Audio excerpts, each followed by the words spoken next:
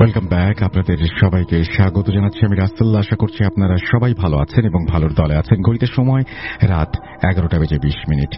যারা এই ঘটনাটি শুনছেন তারা অবশ্যই এখনো পর্যন্ত যদি ইউটিউব চ্যানেলটি সাবস্ক্রাইব করে না থাকেন সাবস্ক্রাইব করে নেবেন। যদি বেল আইকনটি ক্লিক করে না থাকেন বেল আইকনটি ক্লিক করে ফেলবেন এবং প্রথম থেকে শেষ পর্যন্ত আমাদের সঙ্গেই থাকবেন আশা করি। ঘড়িতে সময় রাত 11:21। আমরা শুরু করছি। আশা করছি ভালো লাগবে আপনাদের। যদি ভালো লাগে বন্ধুদের সাথে আজকের এই এপিসোডটি শেয়ার করতে ভুলবেন না। চলুন শুরু করা যাক।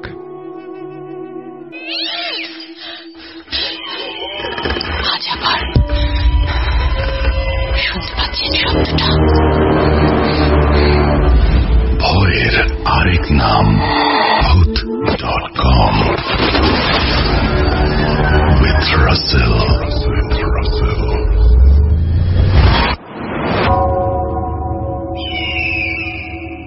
প্রথমেই আমার সালাম নেবেন ভাইয়া।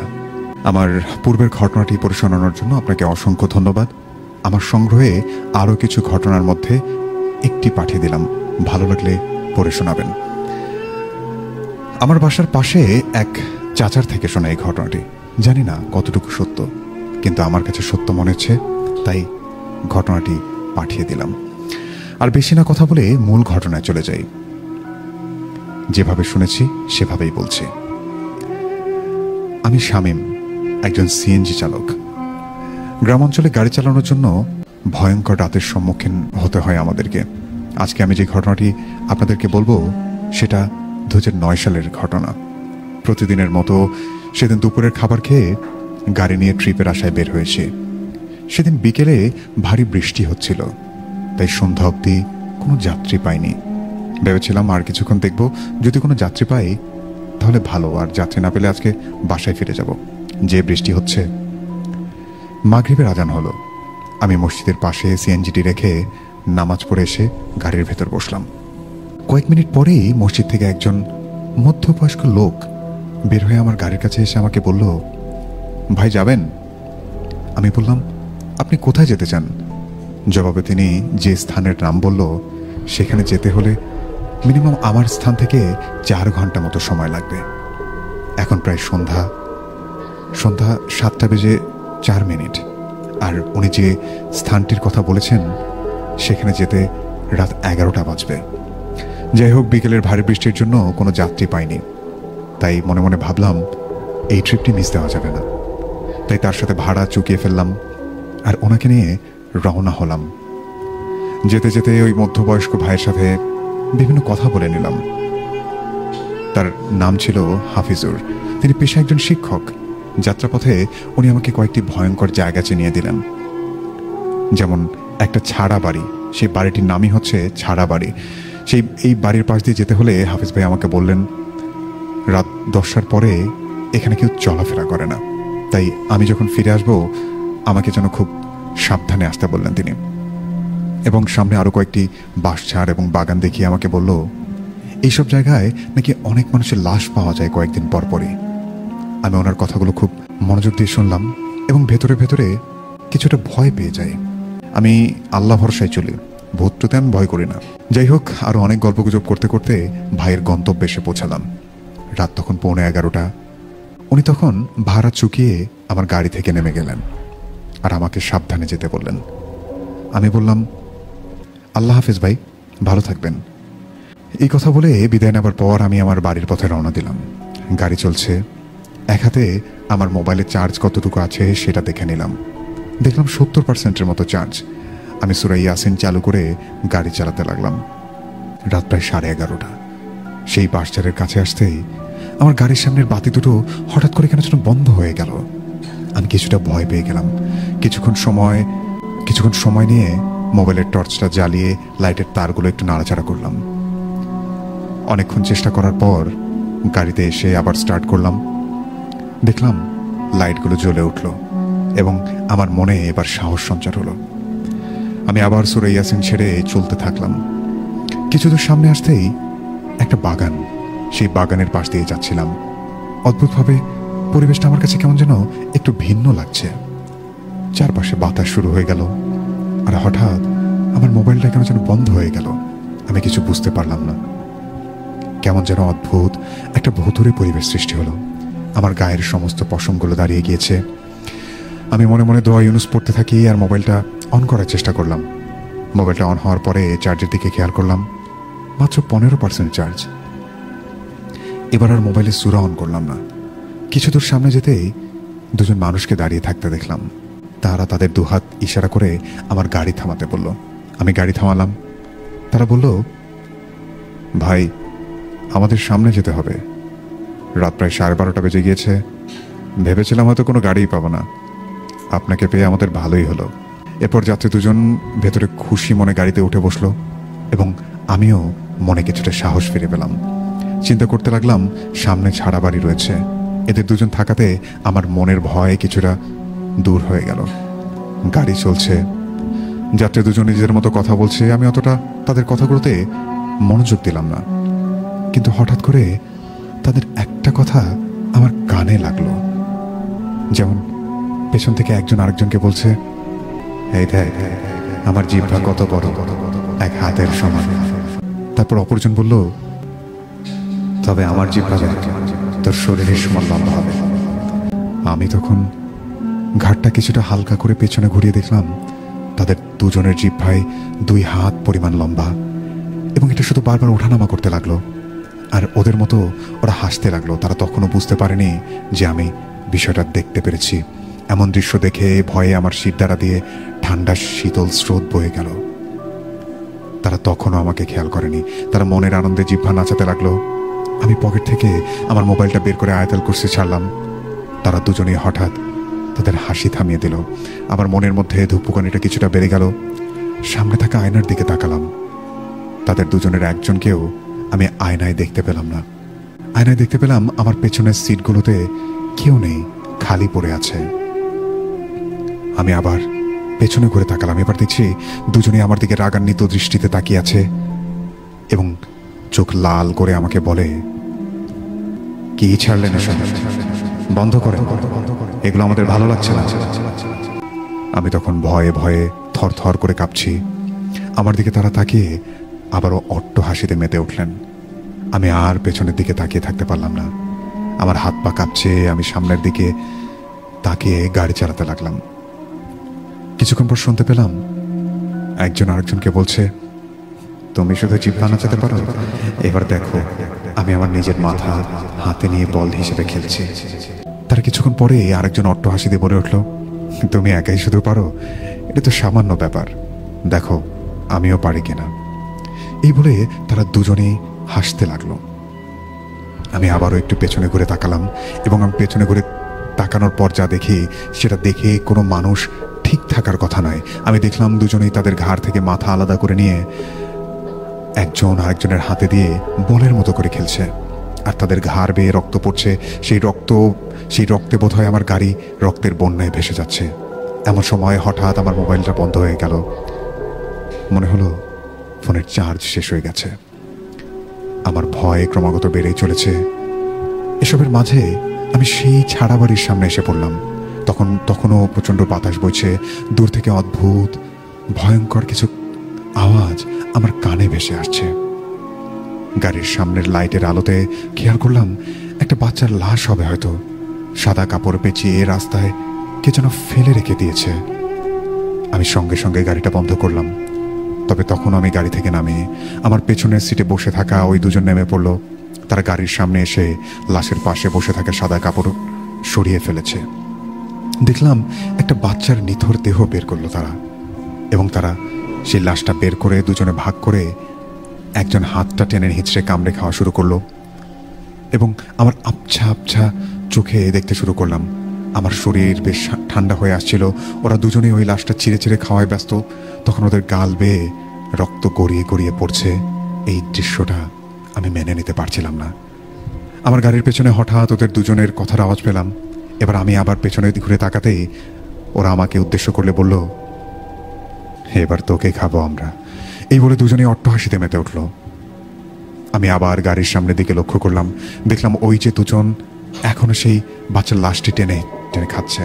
ওরা আবার এক দৃষ্টিতে তাকিয়ে আছে। এমন সময় হঠাৎ করে আমার কাঁধে একটা স্পর্শ অনুভব করলাম। তীব্র ভয়, মনে হচ্ছিল আমার শরীরে সমস্ত রক্ত ঠান্ডা হয়ে গেছে। আমার কাছে মনে হচ্ছে আমার শরীরের সমস্ত রক্ত ঠান্ডা হয়ে আমার মাথার দিকে উঠে যাচ্ছে। ব্যাস, এরপর আমার আর কিচ্ছু মনে নেই। নিজেকে আবিষ্কার করি সেই ছাড়া বাড়ির ভেতর। জ্ঞান ফেরার পর আমি নিজেকে দেখলাম আমি সেই ছাড়া বাড়ির ভেতর। দেখতে পেলাম আকাশটা পূর্ণিমার চাঁদের আলোর মতো ঝলমল করছে। তখন আমার যতদূর মনে হয় মধ্যরাত হবে। আমি যে কতটুকু সময় অচেতন হয়ে পড়েছিলাম সেটা উপলব্ধি করতে পারছিলাম না। আমি সারা বাড়ির ভেতর থেকে বাইরে বের হবার একটা গেট দেখতে পাচ্ছি। আমি বাইরে বের হওয়ার জন্য হাঁটা শুরু করলাম। হঠাৎ হঠাৎ কেমন যেন একটা হাড় কামড়ানোর আওয়াজে আমি থমকে গেলাম।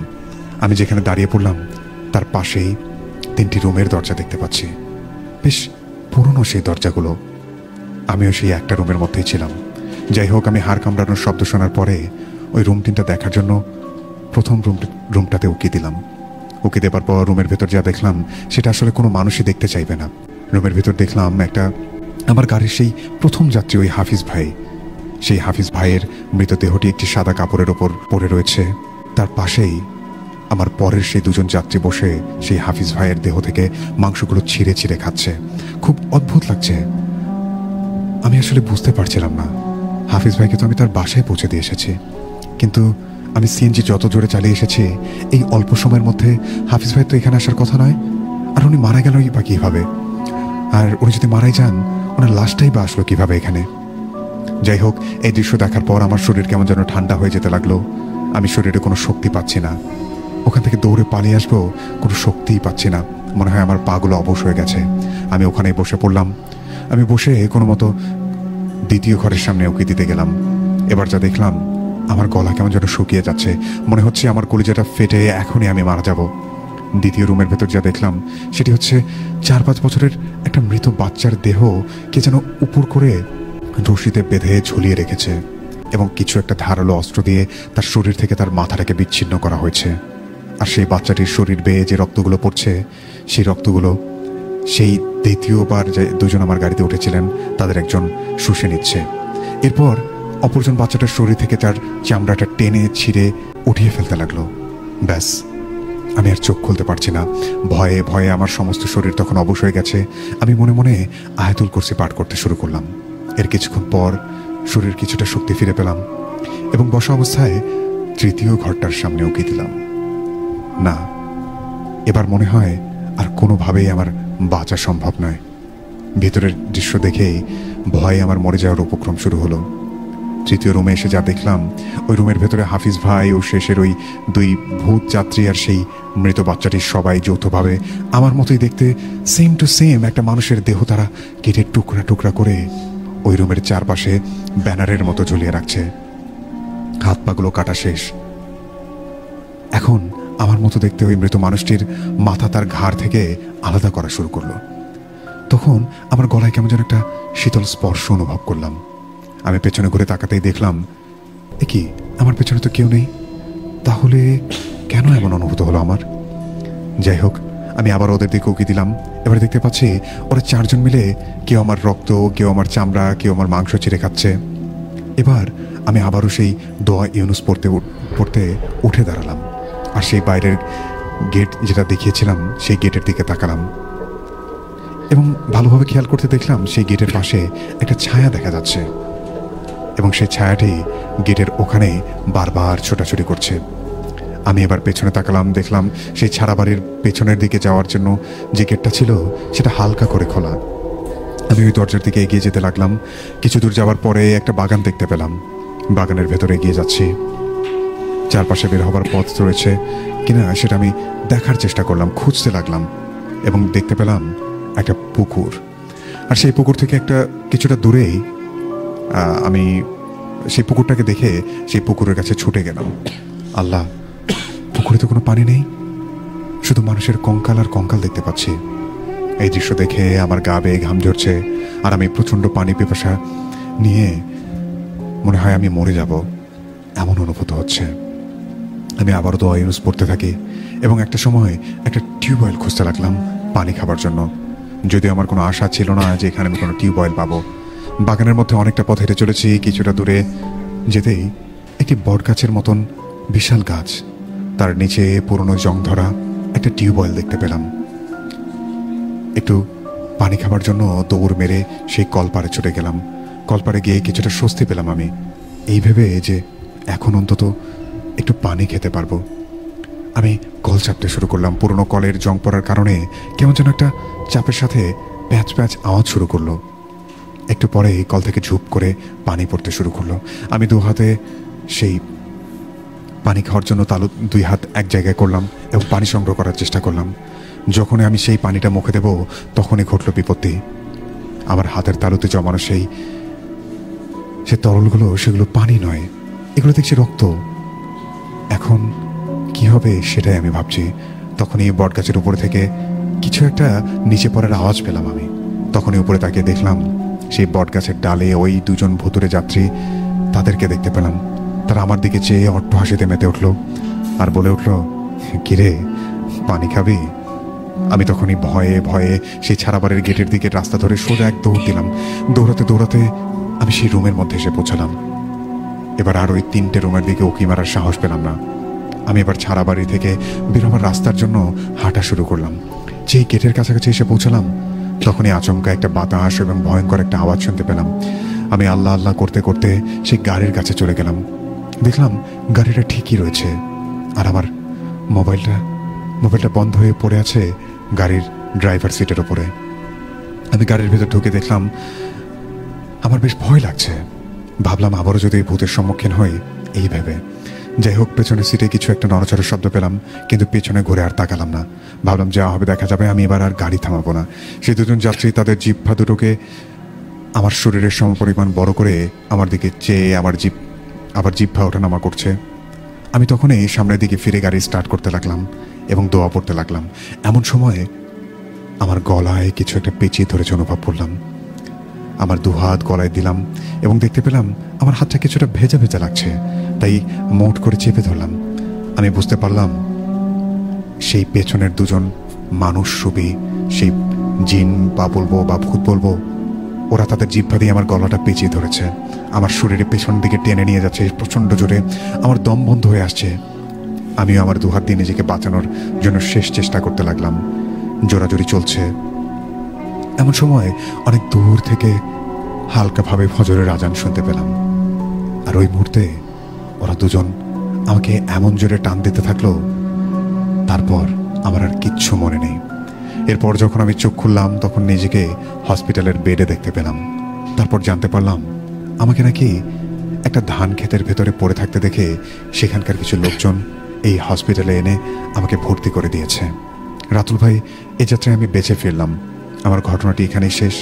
ধন্যবাদ ভাইয়া ঘটনাটি পড়ে শোনাবার জন্য। আমার নাম কৌশিক সরকার, বাসা মাস্টারপাড়া, গাইবান্ধা। আজ আবার শুনতে পাচ্ছেন শব্দটা?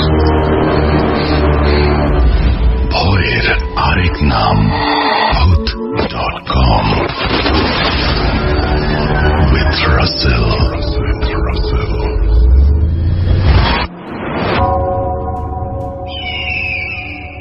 প্রিয় লিসনার, আমরা শুনে এলাম আমাদের আজকের অনুষ্ঠানের প্রথম ইমেল যেটি ছিল কৌশিক সরকার আমাদেরকে পাঠিয়েছিলেন মাস্টারপাড়া থেকে। এই ঘটনাটি কার কাছে কেমন লাগছে আমাদেরকে লিখে পাঠাতে পারেন। আমরা রেডিও সাদাবেলার যে ফেসবুক পেজটি রয়েছে সেখান থেকে লাইভ করছি। সেই লাইভের কমেন্ট বক্স আপনাদের জন্য উন্মুক্ত। আপনারা আপনাদের মতামতগুলো সেখানে জানিয়ে দিতে পারেন। দেখতে পাচ্ছি অসংখ্য শ্রোতা বন্ধু আমাদের সাথে যুক্ত হয়েছেন। আমি তাদের কথাবার্তাগুলোতেই যাব। আমাদের সাথে ছিলেন মোহাম্মদ রাজীব, উনি লিখেছেন ভালো লাগছে যখন নিজ এলাকার ভাষায় ঘটনাগুলো শুনি। এসকে আতিকুর রহমান ছিলেন আমাদের সাথে, লিখেছিলেন আমাদেরকে। আশরাফুল আলম লিখেছিলেন আমাদেরকে। NMS মিজানুর রহমান আমাদের সাথে। হাসানুর রহমদ নিলয় ছিলেন, লিখেছিলেন আমাদেরকে শিশির ভেজা সকাল, উনি বরাবরের মতো যুক্ত হয়েছেন। আমাদের সাথে ছিলেন খন্দকার মেহেদি হাসান মানু, উনি লিখেছেন ঢাকা থেকে শুনছেন। সাগর মিয়া লিখেছেন যে চুনিয়াকান্দি থেকে। আচ্ছা, এরপর দেখতে পাচ্ছি আমাদের সাথে শিহাব আহমেদ লিখেছিলেন যে ব্যাকগ্রাউন্ড মিউজিকটা ভয়ানক হলে ভালো লাগতো। আমাদের সাথে মৃদু ছিলেন, লিখেছিলেন আমাদেরকে জান্নাত পাপ্পি। ছিলেন আমাদের সাথে এমডি হাসান, উনি পাশে আছেন বলে আমাদেরকে জানিয়েছেন। লিখেছেন, ভাইয়া ইমেলগুলো বেশি ভয়ের হয়, তাই ইমেল শোনার জন্য অপেক্ষা করছি, লিখেছিলেন এমডি মেহেদি হাসান। লিখেছিলেন আমাদেরকে আকাশ। লুৎফুল আনোয়ার লিখেছিলেন যে আমি অ্যাপসের মাধ্যমে শুনি। স্বর্ণা জাহান হাই লিখেছিলেন আমাদেরকে। মারুফ ছিলেন আমাদের সাথে। খন্দকার মেহেদি হাসান মারুফ লিখেছেন যে ভাইয়া একা থাকার কারণে ইমেলটা শুনতে পাচ্ছি, আচ্ছা ইমেলটা শুনে ভয় পাচ্ছি। আমাদের সাথে শ্যামলী হাসদা মারিয়া ছিলেন, খুব ভয় লাগছে, অনেক অনেক ধন্যবাদ। আমাদের সাথে আবদুল্লাহ সিয়াম ছিলেন, রেডিও সারাবেলায় কল দিয়েছিলাম, তারা আমাকে বলল এটা বাচ্চাদের জন্য নয়, আমি 6ষ্ঠ শ্রেণীতে পড়ি। আচ্ছা জি, অবশ্যই আপনি যখন আপনার পর্যাপ্ত বয়স হবে, আপনি 18 বছর যখন পূর্ণ হবে, তখন আপনি সারাবেলায় এসে ভৌতিক ঘটনা শেয়ার করতে পারবেন। লিখেছিলেন আমাদেরকে এমডি লাজিউর, ইমেইলের গল্পটা অনেক ভয়ানক ছিল। আমাদের সাথে তাসনিম তানহা ছিলেন, লিখেছিলেন আমাদেরকে এমডি হাসান, ইমেইলটা ভয়ানক। আমাদের সাথে আরিফুল ইসলাম ছিলেন। রাতুল ভাই, আমি রামচন্দ্রপুর সাউথখালী থেকে যুক্ত আছি। আরিফুল ইসলাম লিখেছেন, রাতুল ভাই কেমন আছেন, আবারও যাবো কোনো একদিন প্রোগ্রামে, অবশ্যই অপেক্ষায় রইলাম, এবং সেই সাথে শুভকামনা আপনার জন্য। আমাদের সাথে খুবই ভয়ঙ্কর ছিল এই ঘটনাটি, লিখেছিলেন আমাদেরকে একজন লিসেনার। আমাদের সাথে স্বর্ণা জাহান লিখেছিলেন, আমাদেরকে লিখেছিলেন এমনি শাওন খন্দকার, যুক্ত হলাম মাঠের হাট থেকে। আমাদের সাথে ছিলেন ইরোর আতিক হাসান, ছিলেন আমাদের সাথে মোহাম্মদ আব্দুল্লাহ আল মানিক, সীমন্ত ইসলাম ছিলেন আমাদের সাথে, সাদিয়া ছিলেন যে লেট হয়ে গেল, আহসান হাবিব ছিলেন আমাদের সাথে, এমডি সাগর মিয়া ছিলেন আমাদের সাথে। যাই হোক, আপনাদের প্রত্যেককে অনেক অনেক ধন্যবাদ। এই এমডি মেহেদি হাসান আকাশ লিখেছেন, ভাই এই ঘটনাটা তো আগে শোনা হয়েছিল। জি অবশ্যই, এই ঘটনাটি আগে একবার শোনানো হয়েছিল। আমি আপনাদেরকে বলেছিলাম আমাদের নতুন কিছু ঘটনা এবং পুরনো কিছু ঘটনা মিলে আমরা ইমেলগুলো আরেকবার রিপিট করব, কারণ অনেক নতুন নতুন শ্রোতা আমাদের সাথে যুক্ত হন, তারা সেই মেলগুলো মিস করেন এবং অনেকেই লেখেন যে পুরনো মেলগুলো শুনতে চাই। যেমন বরকত ভাই, আরিফুল ইসলাম ভাই এবং হেমন্ত কুমার সাহা, তাদের ঘটনাগুলো অনেক ভয়ঙ্কর ছিল, সেই ঘটনাগুলো তারা আবারও শুনতে চেয়েছিলেন। এই জন্য আমি চেষ্টা করছি নতুন ইমেলের পাশাপাশি সেই পুরনো ঘটনাগুলোতেও ফিরতে। যাই হোক, আমার